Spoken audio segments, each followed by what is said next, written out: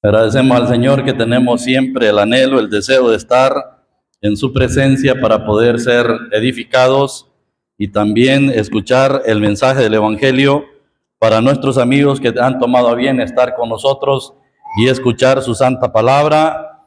Una persona que no ha creído en el Señor Jesucristo podría decir, pero ¿y qué me puede pasar con solo que yo vaya allí y escuche la palabra del Señor, que esté allí sentado? Bueno, ocurren varias cosas. La primera cosa que puede ocurrir cuando una persona atiende, ¿verdad? Verdaderamente está atento a escuchar la palabra, es que la palabra va penetrando en su mente y en su corazón. La palabra va haciendo el efecto en su corazón de producir la fe necesaria para poder creer. Eso hace la palabra, porque la palabra de Dios es viva y eficaz y más cortante que toda espada de dos filos, que penetra hasta partir el alma y el espíritu. Entonces la palabra causa efecto, aunque la persona pudiera decir, no, pero yo, no, la palabra va causando efecto. Segundo, la persona que escucha la palabra del Señor y no atiende la palabra, ¿verdad? No la atiende, no le interesa la palabra. Entonces el Señor Jesucristo dijo, yo no he venido a juzgar, ¿verdad? Sino la palabra que yo les he hablado, ella le juzgará en el día postrero. Mire, la palabra va a juzgar en el día postrero. Usted un día va a estar delante de Dios y va a estar ahí. No va a haber nadie más con usted. Usted estará solo delante de Dios. Y aunque usted clame a otras personas, usted diga, mamá, quiero que esté conmigo. Papá, tú fuiste creyente, quiero que estés conmigo. No, usted estará solo. Allí estará solo. Y tendrá que responder delante de Dios por qué rechazó su palabra. ¿Por qué la rechazó? Eso será triste. Y por eso la misma Biblia dice que allí será el crujir de dientes. Allí será el lloro y el crujir de dientes. Para las personas, cuando las personas estén delante de Dios, no va a estar delante. Si estuviéramos delante de otro hombre, estuviéramos delante de un dignatario de aquí en la tierra, ¿verdad? Si los seres humanos a veces temblamos delante de una eminencia humana, no digamos cuando el ser humano esté delante de Dios, sus piernas temblarán, sus rodillas pegará una con la otra, porque estará delante del Dios Todopoderoso, el omnisciente, el omnipotente, el Dios que con su hablar truena. Y el ser humano, ¿qué somos? Minúsculas criaturas, pequeña creación, que muchas veces nos ensoberbecemos y creemos que somos grandes. Pero cuando estemos delante de Dios, ay amigo, seremos, como dice el Salmo 62, menos que nada. Sí, menos que nada. Piénselo, analícelo. El mensaje del Evangelio no solamente se predica solo por predicar. No, algunos dicen, bueno, pero es que allí es que les pagan, algún sueldo les han de dar por cada mensaje que predican. No, ese sueldo lo van a dar allá. Y ni esperamos sueldo. Mire, nosotros predicamos por amor, por pura gracia, por agradecimiento, porque nosotros íbamos también camino al infierno, pero el Señor nos ha rescatado. Quiero que volvamos ahí al libro de Levíticos, capítulo 24, verso 10. Antes de continuar, quiero también dar la bienvenida a nuestra hermana Maribel, ¿verdad? Que ha estado enferma, pero ya está recuperadita nuestra hermana. Bienvenida para estar aquí entre nosotros, y también me está alegrando ver a Elmer, ¿verdad? Elmer Mejía. Gracias al Señor, Elmer. Ponga todo empeño y el Señor le va a ir ayudando. Nos alegra tener a Elmer aquí, hermano. Claro, ¿verdad? Así que el Señor le va a ir ayudando a Elmer en la situación y estamos orando por Elmer para que el Señor obre en su vida. Levíticos capítulo 25, texto 10. Y leemos hasta el versículo 12. En aquel tiempo el hijo de una mujer israelita, el cual era hijo de un egipcio, salió entre los hijos de Israel, y el hijo de la israelita y un hombre de Israel riñeron en el campamento. Y el hijo de la mujer israelita blasfemó el nombre y maldijo. Entonces lo llevaron a Moisés, y su madre se llamaba Selomit, hija de Dibri, de la tribu de Dan, y lo pusieron en la cárcel hasta que les fuese declarado por palabra de Jehová. Quiere el Señor bendecirnos con su palabra leída. En aquel tiempo, ya explicamos ese contexto, es que los israelitas se encontraban allí en el desierto. Habían transcurrido por lo menos 2 años desde su salida de Egipto, según Éxodo capítulo 40, texto 17, ya ellos habían transcurrido por lo menos 2 años de su salida de Egipto, y ahora Dios les había dado todos los parámetros en cuanto al servicio y el servicio en el oficio del tabernáculo, y ahora pues el tabernáculo había sido ya erigido, es decir, había sido levantado con todas las, el modelo que Dios les había dado allá en el monte Sinaí. Y ellos estaban en eso, estaban consagrados, estaban presentando sus sacrificios, sus ofrendas delante de Dios allí en el desierto, después de 2 años que habían salido de Egipto. Y en ese andar, en ese servicio, en esa entrega, en esa situación que ellos se encontraban, sucedió este acontecimiento. En aquel tiempo, el hijo de una mujer israelita, el cual era hijo de un egipcio, salió al campamento, riñó con un hombre de Israel, y no solamente riñó, sino que también maldijo el nombre, blasfemó el nombre de Dios. Eso era completamente grave, fuera de orden. Esto no podía ser aceptable de parte de Dios, porque estaba blasfemando el nombre del bendito, el nombre del único Dios verdadero, ¿verdad? El nombre del único Dios verdadero. Maldijo el nombre. Hermanos, estamos observando, lo último que estábamos viendo era la blasfemia. La blasfemia, ¿verdad? ¿Qué es blasfemar? En sí, la palabra blasfemar, hermanos, esa es una palabra que tiene una connotación dura, terrible. Mire, blasfemar es maldecir alguna cosa o renegar de ella, decir palabras ofensivas o injuriosas, cuyo propósito es causar escarnio. Pero en el caso que nos ocupa, se refiere a ofensa verbal contra la majestad de Dios. Este hombre maldijo, injurió. Este hombre dijo palabras ofensivas, perjuriosas en contra del nombre de Dios. Ofendió la santidad de Dios. Ofendió la santidad de Dios. Si yo me pregunto, este hombre riñó, peleó con este otro hombre israelita, pero no se le ocurrió maldecir la mamá de este, no se le ocurrió en maldecir al papá, no se le ocurrió en maldecir a la abuelita. No, él se fue directamente a maldecir a Dios. ¿Por qué maldice a Dios? Si el pleito es con aquel, ¿por qué tiene que maldecir a Dios? Bueno, hay una marcada situación en el corazón del ser humano. El ser humano siempre está en contra de Dios en todo lo que le acontece, siempre culpa a Dios. Dios es el culpable, porque como dice el proverbista en Proverbios 19, texto 3, dice que el insensato tuerce su camino y luego contra Dios se irrita su corazón. Eso es lo que pasaba con este.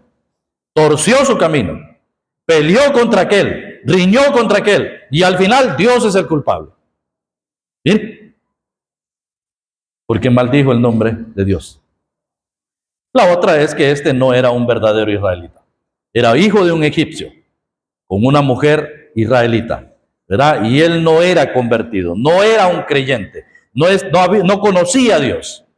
Y le era cosa fácil ofender el nombre de Dios. Aparte de que él era hijo de ese egipcio, él aprendió las costumbres de los egipcios, de su padre egipcio, que su padre tampoco era convertido, y ahora él está maldiciendo el nombre de Dios, blasfemando su nombre.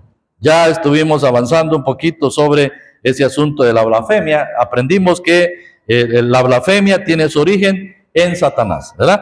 También la blasfemia, el que blasfema está dominado por un espíritu satánico, ¿verdad? Como va a blasfemar el anticristo en el tiempo de la tribulación. Ese será un blasfemo, como las personas también en el tiempo de la tribulación van a blasfemar en nombre de Dios, el nombre de Dios. Estábamos viendo el ejemplo que Satanás penetró en las cosas más santas de Dios en el tiempo de el sumo sacerdote Elí, ¿verdad? Él dice que penetró ahí, no dice la escritura, pero sí se ve en el accionar de los hijos de Elí que estos dos eran impíos. Y hay 3 cosas por lo menos que menciona el primer libro de Samuel que ellos hacían. Primero, menospreciaban las ofrendas, queriendo comer de la carne que estaba siendo cocida, sea del peror, de la marmita, de la olla. Él mandaba, los sumos sacerdotes, los sacerdotes mandaban a su siervo para sacar con un garfio de tres, con un trinche de 3 garfios para sacar la carne, y no dejaba que la terminaran de cocer. La otra cosa es que cuando la grosura estaba siendo quemada, entonces él mandaba al siervo y decía: tráeme carne sin asar, porque no comeré carne cocida, sino cruda. Y él la quería asar. Y así menospreciaban las ofrendas que eran para Dios, única y exclusivamente para Dios. Estos eran unos blasfemos. Y la tercera cosa que estos hacían era que habían convertido el santuario de Dios en prostíbulo, porque allí dice que dormían con las mujeres que se quedaban velando a la puerta del tabernáculo. Ahí, en eso habían convertido el tabernáculo en un prostíbulo. Era terrible, eso era terrible. La profanación del templo. Satanás había entrado allí, y en la vida de estos 2 hijos de Elí, Ofni y Finehés, entonces Satanás había profanado las cosas santas de Dios, ¿verdad? Entonces, cuando una persona aquí actúa de la manera como actuaban los hijos de Elí, están poseídos por Satanás.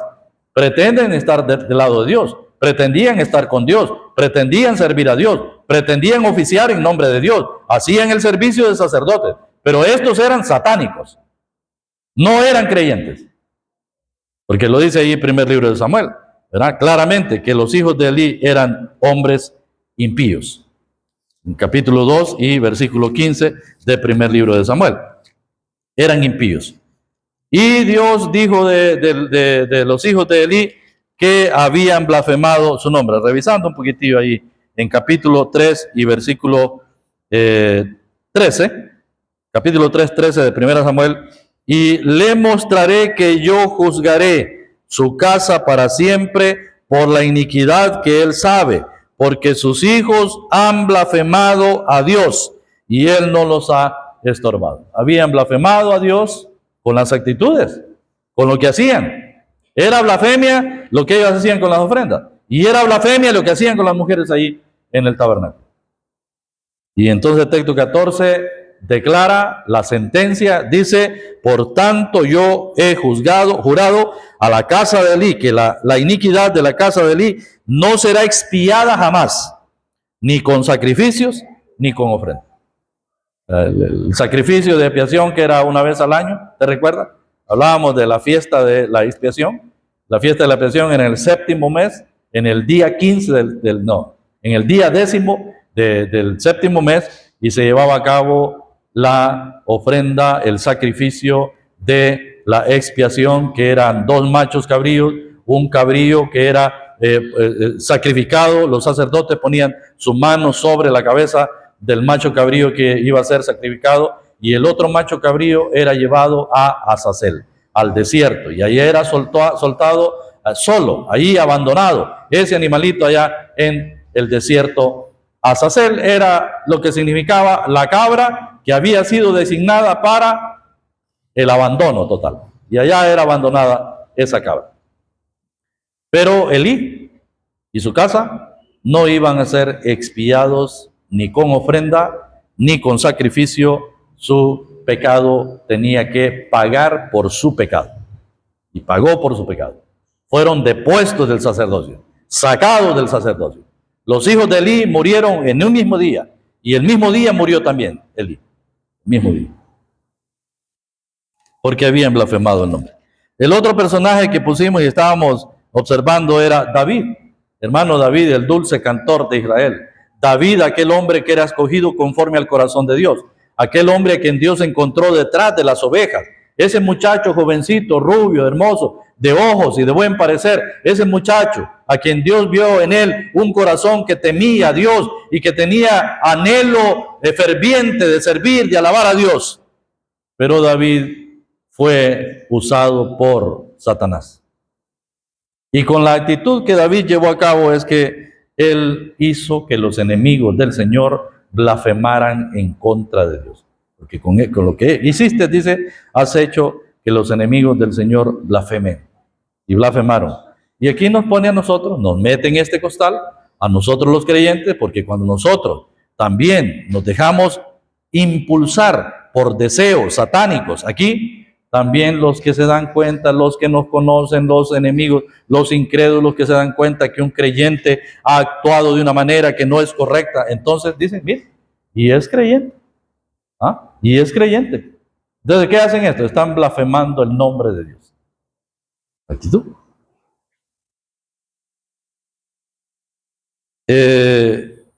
Penetró en el santuario. Satanás puede usar a cualquier creyente que se descuida. Usted puede usarme a mí y a todo creyente que descuida su vida espiritual. Por eso debemos estar alertas, debemos estar atentos. Y Satanás usó a David con la mujer de Urías para que otros blasfemaran.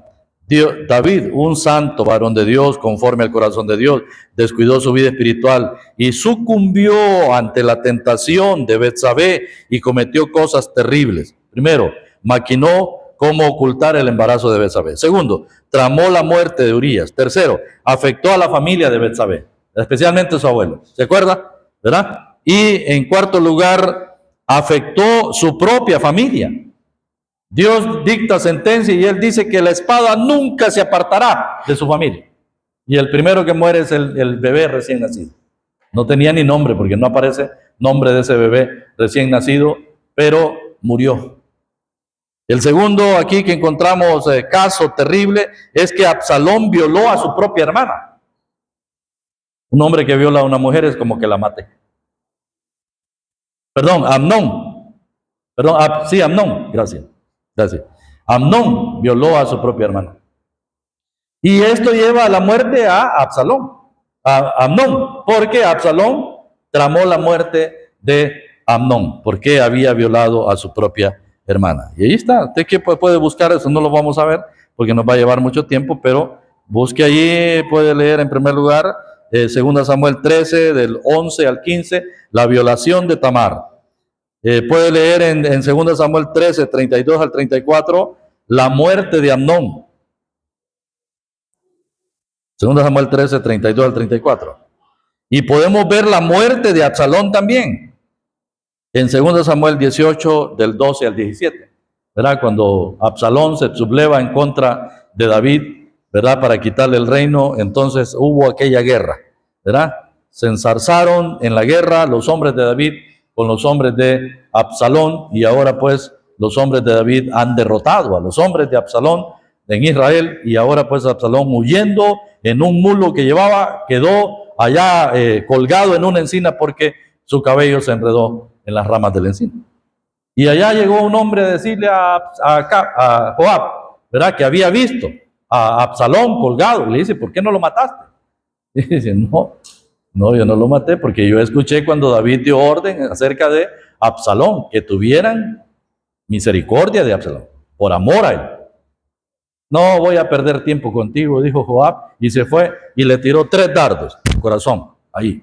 Y murió, cayó, lo bajaron de la encina y 10 jóvenes rodearon a Absalón y terminaron de darle muerte. Le echaron en un hoyo, levantaron un poco de piedra y allí quedó Absalón muerto. Qué triste.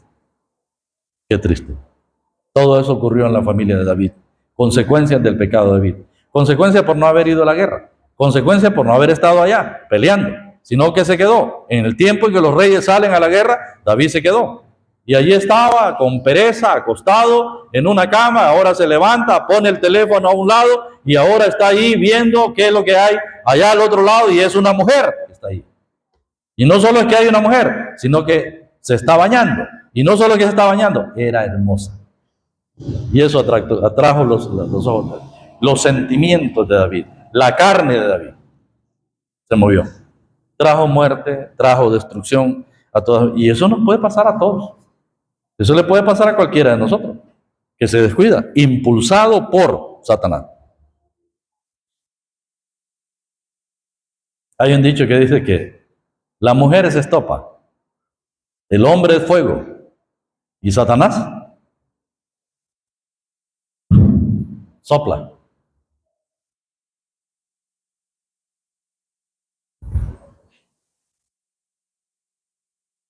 Hay otro caso en que Satanás también incitó a David. Quiero que le veamos ahí.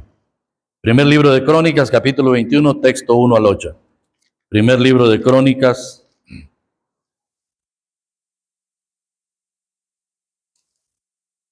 capítulo 21.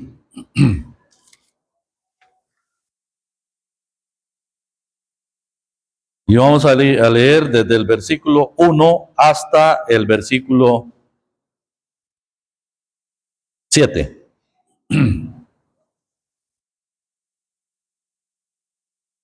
Dice la palabra: pero Satanás se levantó contra Israel e incitó a David a que hiciese censo de Israel.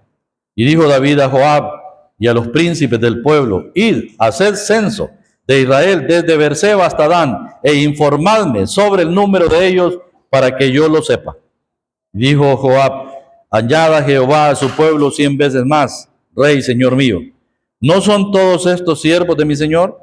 ¿Para qué procura mi señor esto, que será para pecado en Israel?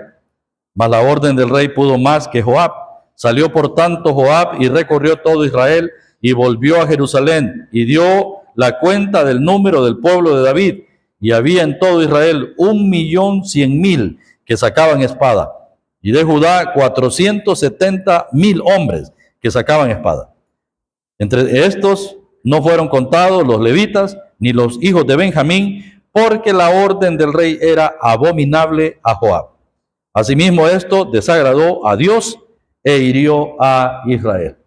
Otra nota triste, y aquí lo dice claramente el versículo 1, dice: pero Satanás se levantó contra Israel. El propósito de Satanás aquí era de la destrucción de Israel. Se levantó contra Israel e incitó, note esto, incitó, motivó, poseyó en este sentido a que David hiciera un censo en Israel.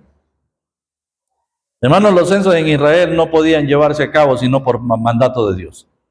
Los censos fueron llevados a cabo por Moisés en el desierto y fueron llevados a cabo por Josué también. Pero ahí no vemos ninguna otra orden de parte de Dios a sacar censo en el pueblo de Israel. ¿Cuál era el propósito de que David sacara un censo de la nación de Israel? No contó a todos los israelitas. Las personas que él contó estaban reducidas únicamente a gente que podía utilizar espada. Era la fuerza militar, era el ejército, era el ejército. Y aquí fue que dice que se halló en Israel 1.100.000 que sacaban espada, solo de Israel, y de los judíos de la nación de Judá habían 470.000 hombres. ¿Cuál sería la razón por la cual David quería que saber con qué fuerza militar contaba? ¿Cuál era la razón? Bueno, tengo la versión de la versión internacional, traduce el versículo de esta manera, dice: Satanás conspiró contra Israel e indujo a David a hacer un censo del pueblo. Por eso David le dijo a Joab y a los jefes del pueblo: vayan y hagan un censo militar que abarque desde Beerseba hasta Dan, y tráiganme el informe para que yo sepa cuántos pueden servir en el ejército. Ya traducido la versión internacional. Él quería saber cuánta era la fuerza militar que tenía. ¿Para qué, hermano? ¿Cuál era el propósito? Bueno, David era un hombre de guerra. Él era un hombre de guerra. Más, por eso Dios no le permite a David construir el templo, porque había sido hombre de guerra desde su juventud y había derramado mucha sangre. Pero ahora él quiere saber cuánto es el ejército con el que él cuenta. A ver, Luisito.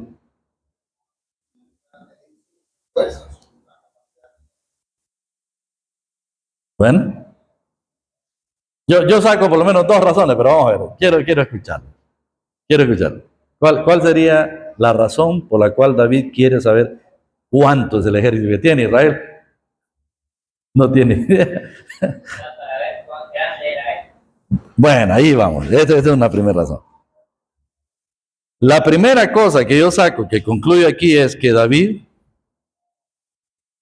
quería saber, censando al pueblo, era para poner su confianza en el poder militar, en los hombres, no en el Señor. Mire, dejó de poner su confianza en Dios. Mire, Dios puede ganar con mucho o con poco, eso lo dijeron en el tiempo de Ezequías, ¿verdad? Para Dios no es imposible ganar con muchos o con pocos.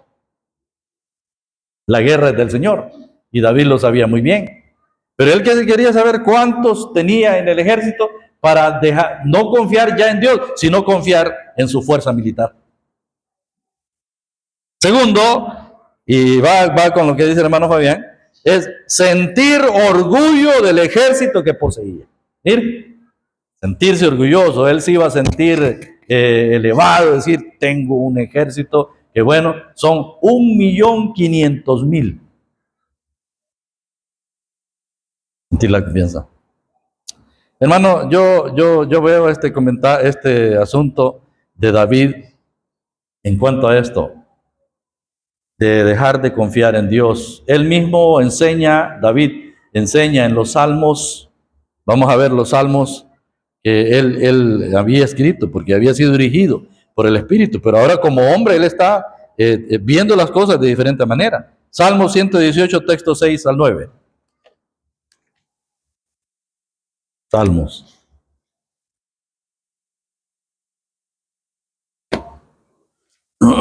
Salmo 118. Mire qué bonito. Y allí lo que él está hablando es verdad, es real.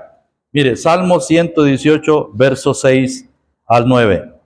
Jehová está conmigo, no temeré lo que me pueda hacer el hombre. Jehová está conmigo entre los que me ayudan. Por tanto, yo veré mi deseo en los que me aborrecen.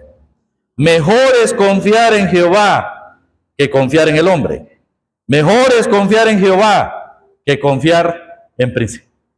Y este salmo es un salmo escrito con el propósito de darnos a entender que nosotros no debemos confiar en nadie ni en nada que no sea Dios.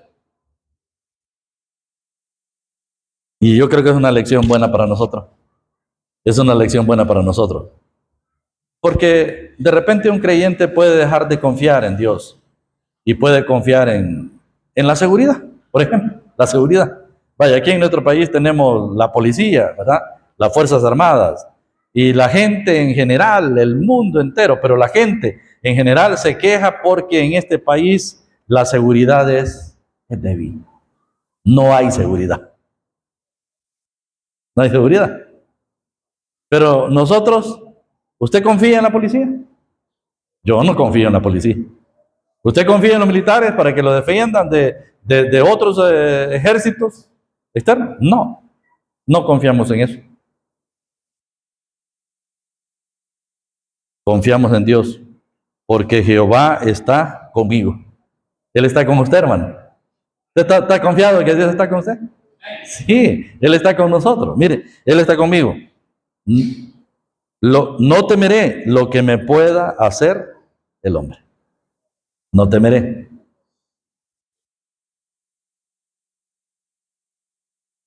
Más, Salmos 147, texto 10 y 11.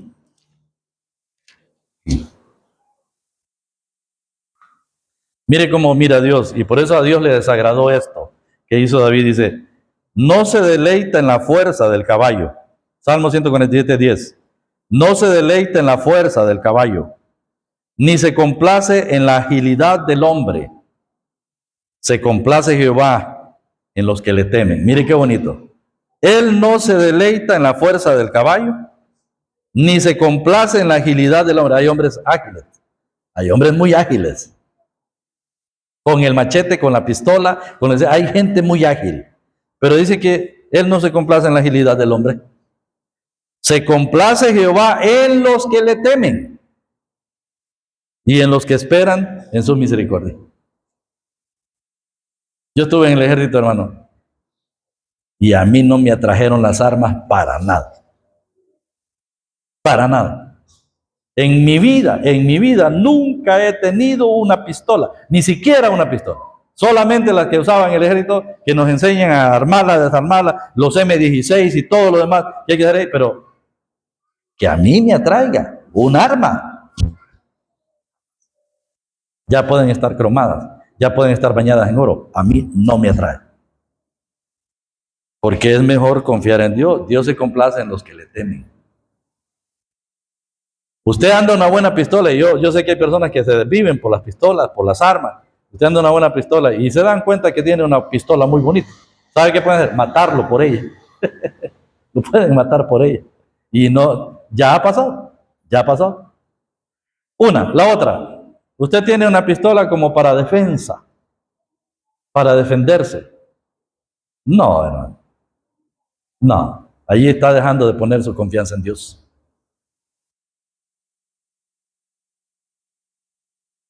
125, bueno, 125, está bien. 125, texto 1 y 2 de Salmos. Dice, los que confían en Jehová son como el monte de Sión, que no se mueve, sino que permanece para siempre.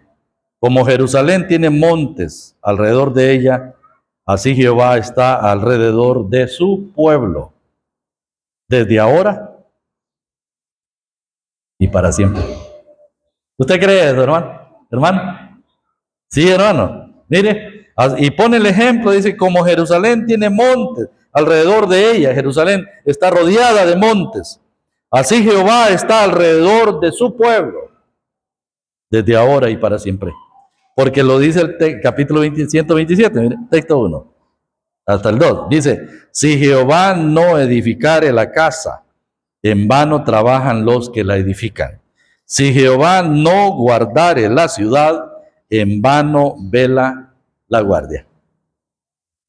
Conozco a un creyente que llegó a ser muy rico, millonario, multimillonario. Y su casa la tiene con seguridad. Tiene guardias de seguridad. Pero eso contradice lo que dice el versículo. Si Jehová no guardare la ciudad, en vano vela la guardia. En vano.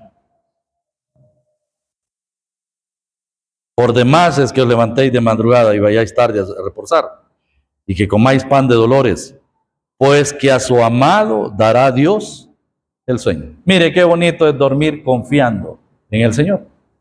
Sí, por supuesto, tiene que poner esos pasadores en las puertas y asegurar que su casa quede cerradita, ¿verdad? Y ahí, mire, ora, lee la Biblia, porque así lo hacemos, ¿verdad? Oramos, leemos y nos acostamos.